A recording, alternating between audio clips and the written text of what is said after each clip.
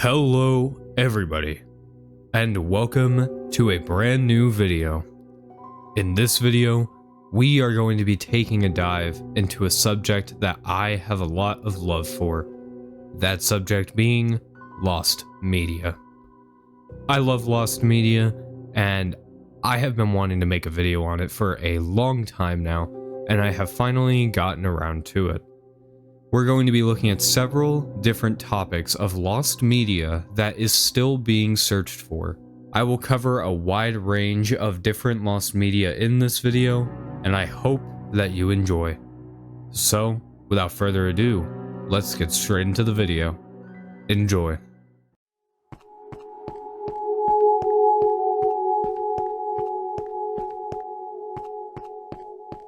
If you have played Minecraft at any point, but especially in the early 2010s, then there is a good chance that you have heard of Herob Brien.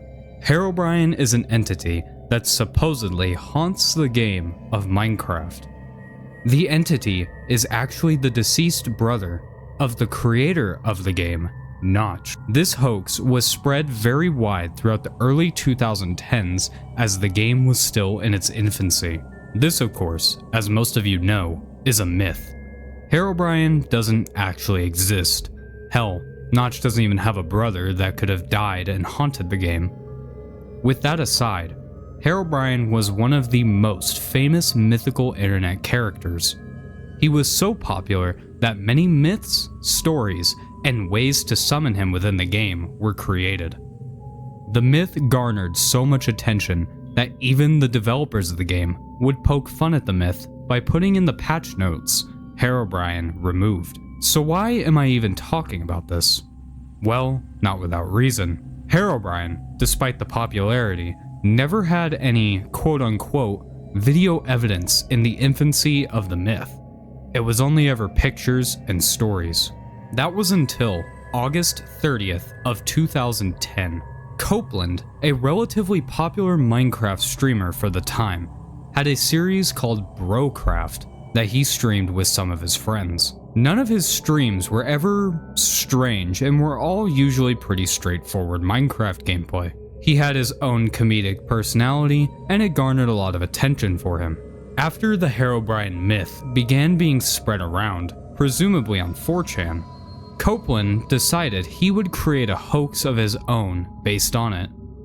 He created a photoshopped image of Herob Brien at his house. He posted it. After he posted this photo and received massive attention, he figured since there were no videos of Herob Brien at the time, he would be the first to do it. So, he took a painting from the texture pack he was using, did a little Photoshop, and put a picture of Herob Brien on it, placed it into his house in his world, and played on stream for about 2 hours. He then walked into the house where the picture was, pretended to freak out, and shut off his stream. After this, he would post a video of the incident, and from there, Herob Brien blew up into a massive icon that it became. So why is this lost media? Well, Herob Brien itself of course isn't lost media, but the stream that I just mentioned was hosted on a website named livestream.com. However, despite the popularity of the video, nobody had ever archived it, and it was eventually deleted.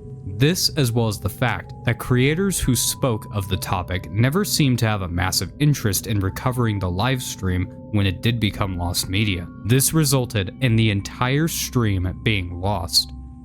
Over time, people have found little clips and screenshots. However, the entire 2-hour stream has been completely lost and doesn't seem to exist anywhere. A person by the name of EnderBoss25 went on a massive hunt to find this stream.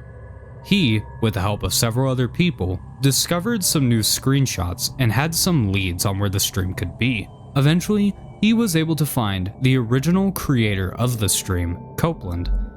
Copeland not only helped in finding his old world that the myth was created on, but he also sent an email to livestream.com requesting for them to look for the stream within their databases. This was their best chance at finding the stream. After several weeks, however, Copeland would receive an email saying that the stream in its entirety was deleted from their archives and that they couldn't recover it. This was a massive blow to the search, and as of today, no new strong leads and no real evidence has been made. The entire existence of Herob Brien and the reason he was so successful was due to this stream, and with this stream gone, it's pretty unfortunate as he is a big part of this game and its community. I find this to be a very interesting topic, and if you find it interesting, go check out Ender Boss's 3-part series on the subject. I've left a link in the description.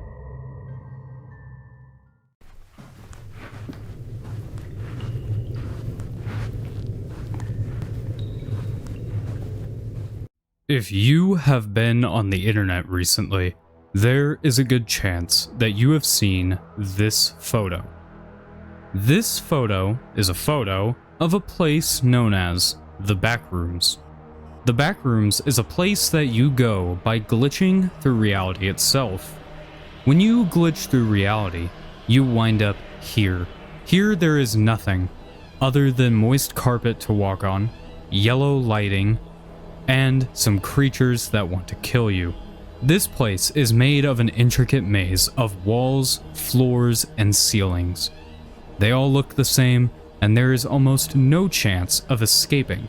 This was a story that originated in 2019, where it was just a short urban legend posted by an anonymous user on 4chan. From there, Kane Pixels would turn it into a video series and would make a massive story with it, spawning many hundreds of fan theories, games, and maybe even a movie, making it so popular and making it a part of pop culture today. But it wouldn't have been as successful if it wasn't for this image. This image helped it in so many ways, from the creepy, dingy atmosphere to just the strange uncanniness that the photo has. Given this is a fairly recent story, you would think we know where this image comes from, right? Well, unfortunately, no. There hasn't been a whole lot of investigation, as it is hard to find any real info on this picture. Some YouTubers, such as Brugly and Virtual Carbon, have covered the search for the original picture. The only substantial info that has been found is that the earliest known origin of this photo is from April of 2018. However, there is credible info from people who have investigated into the picture's Unix code. The Unix code is a code that records when a photo was taken and places that info inside of the actual code of the picture. The code of this picture was analyzed, and Virtual Carbon discovered that the photo's Unix code originates from 2012. As well as this, he found that the photo was possibly taken on an early 2000s camera. That hasn't really led anywhere, however, as the only pieces of info are fake images and AI-generated fake images. As of now, there isn't much to go off of, but this is still an interesting piece of lost media nonetheless, and I thought I would cover it. Who knows, maybe you can find the original unedited photo somewhere. So actually, as of the time I am writing this, there is a new, albeit slightly questionable lead. This lead comes from Brugly's recent video.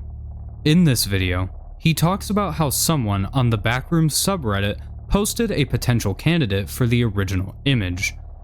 These similarities are pretty substantial, from the gap in the carpet seen here, to the missing carpet right here, to the room behind it being very similar in shape, as well as the fluorescent lights and just the general atmosphere. In his video, he goes over all the potentials as to why it could be, and might not be, the original image. However, it could be the same place, just taken at a different angle. Is a very interesting photo and very well could be the original place. I'll leave a link in the description to Brugly's video. This could potentially be another step to finding the original image, or it could be nothing. Only time will tell.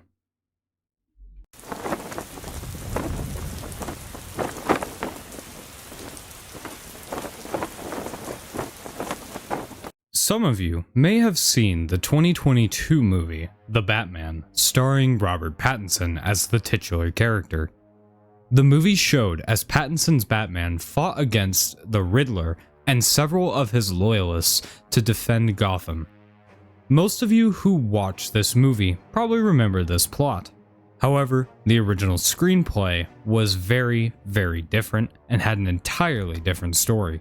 Not only did it feature an entirely different story, but it featured a completely different cast and was made by an entirely different group of people.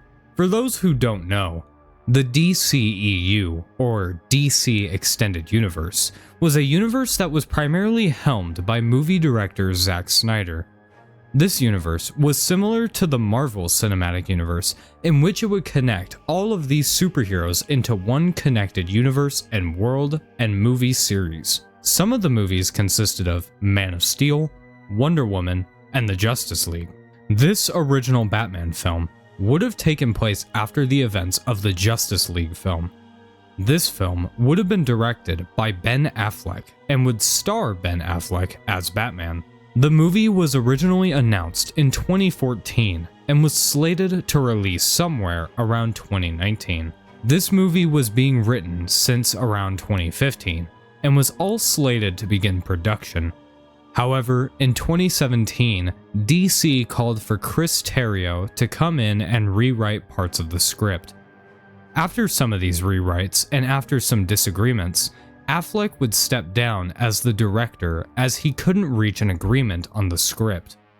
Eventually, Matt Reeves came in after reviewing the script, opted to change it, and put it into its own universe, saying that Affleck's script was completely valid, but he wanted to tell a different story. DC agreed with Matt Reeves, allowing him to place his own movie into his own universe, and that is the Batman we have today. However, what was this original script going to entail? Well, we don't know a whole lot. But what we do know is it would have taken place after the Justice League movie. It would have featured a story in which Batman would take on Deathstroke as Deathstroke attempts to wear Batman down by slowly killing off Batman's family and releasing inmates from Arkham Asylum, which would cause Batman to become weakened slowly over time. This would come after Deathstroke came to learn of Batman's true identity. Deathstroke's reasoning for doing all of this would have been due to Deathstroke believing that Batman killed his son. The film would have ended in a fight sequence with Batman, Batgirl, and Deathstroke fighting on the streets of Gotham. Ben Affleck was slated to play Batman, Joe Manganiello was slated to play Deathstroke, and other than a couple of other smaller roles, no major role castings were made. This movie would have been very interesting to see, and it would be cool to see this original screenplay. However, DC has said that they don't have any intention on releasing the original script. This is very unfortunate, and because of this, it may never be found. Some of the pictures I've been showing are concepts for the movie. Some of these are pretty interesting. However, these are the only real pieces of evidence that are public on this movie. This is a very interesting piece of lost media, but one that is unfortunately potentially going to remain lost for a long time.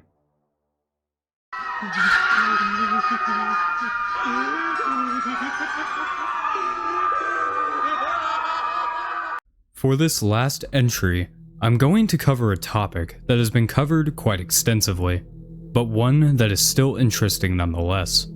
That topic is, of course, the lost original Jeff the Killer image. This is going to be a long one, so strap in.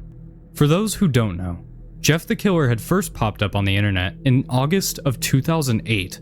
The creator of Jeff had an account on Newgrounds, a storyboard website at the time.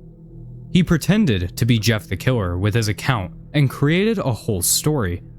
A few years later, he would create the Jeff the Killer creepypasta in its full form as we know today. For those who don't know the story, Jeff was a kid who tried just being normal. He didn't have anything wrong with him. However, he did have several bullies that would attempt to beat him up and harass him. One day, he broke one of the bullies' arms, and after they ran away, Jeff began to notice that he really enjoyed inflicting pain on other people. Sometime later, during a party Jeff was at, the bullies would show up again with a knife and attempt to kill him. This led to a fight in the house where the party was taking place, and at some point, Jeff would get bleach spilled all over his face and he would be lit on fire. Eventually, he would overpower the bullies and even stab and beat them to near death. His face was permanently whitened by the bleach, and this drove him insane. One day, he cut out his eyelids, carved a huge smile into his face, and killed his entire family before running away and starting a murder spree. The story is pretty cheesy by today's standards and doesn't hold up extremely well. However, something that has stood the test of time is the photo that had accompanied it. If you have been on the internet for a decent time, there is a good chance you have seen this photo, and not without reason. It is probably one of, if not the most popular creepypasta photos. So with that info, we probably should know where it comes from, right? Well, not exactly. The creator of the creepypasta had actually went on an interview with Scare Theater and lied about the origins of the image, claiming that sometime in 2008, he had created a mask out of white latex, cut out some eye holes, and created a smile for the mask. He then took a few pictures and posted them around the internet. The problem with this story is that it's completely made up, and he never created a mask and never took this picture. We know this because a video was found sometime after this interview. The video was a Japanese urban legend video named NNN Special Broadcast. This video was posted sometime in 2007, a whole year before the creator said he took the picture. Towards the end of the video, the iconic Jeff the Killer image can be seen.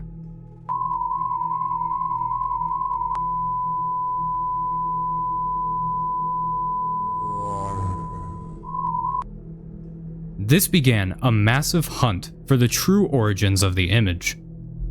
Plenty of leads and rumors had popped up, most were debunked. The biggest, at the time, was a rumor of a girl named Katie Robinson, and that this was a picture of this girl.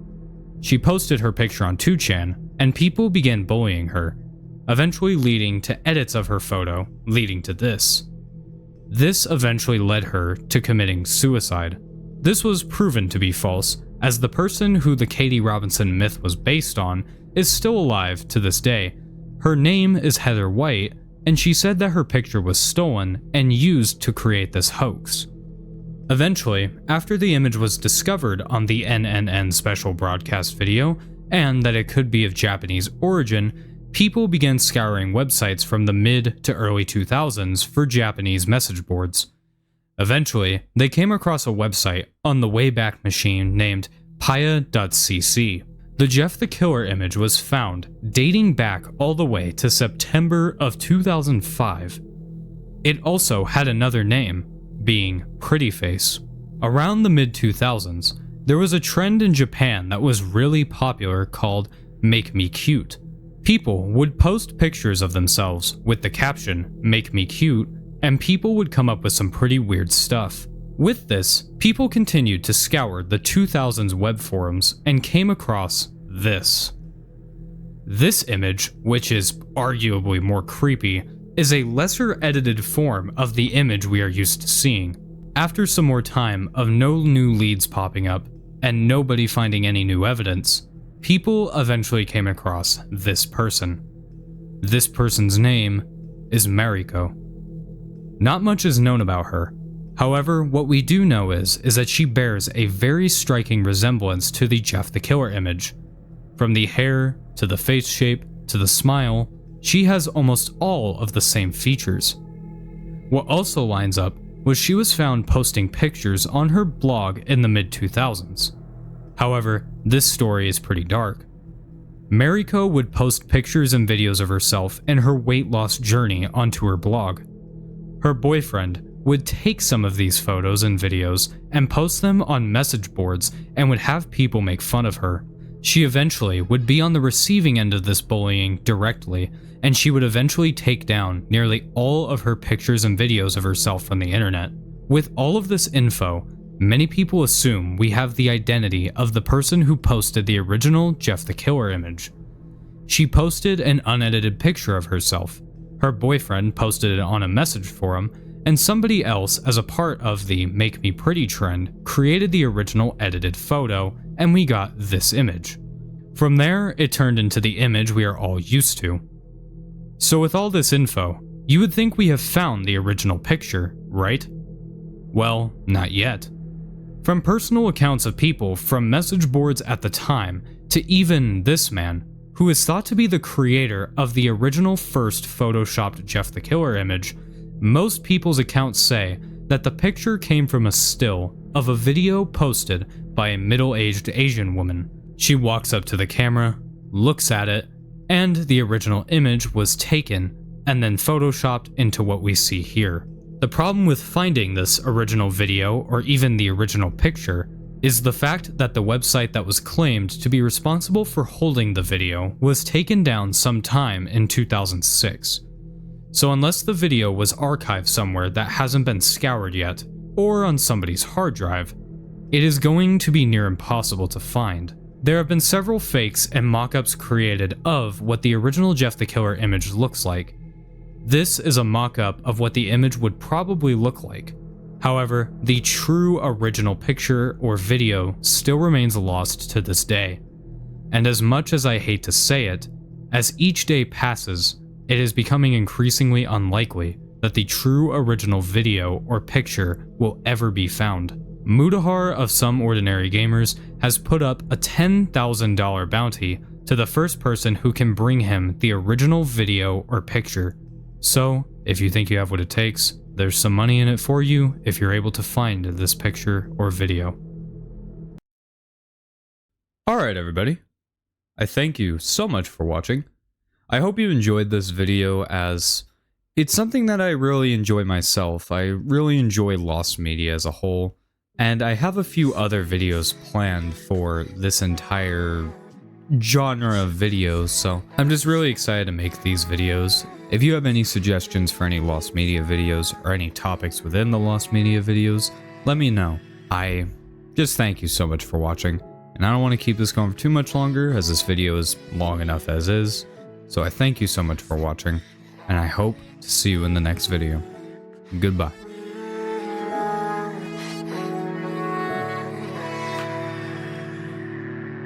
We gon' be okay, we gon' be alright.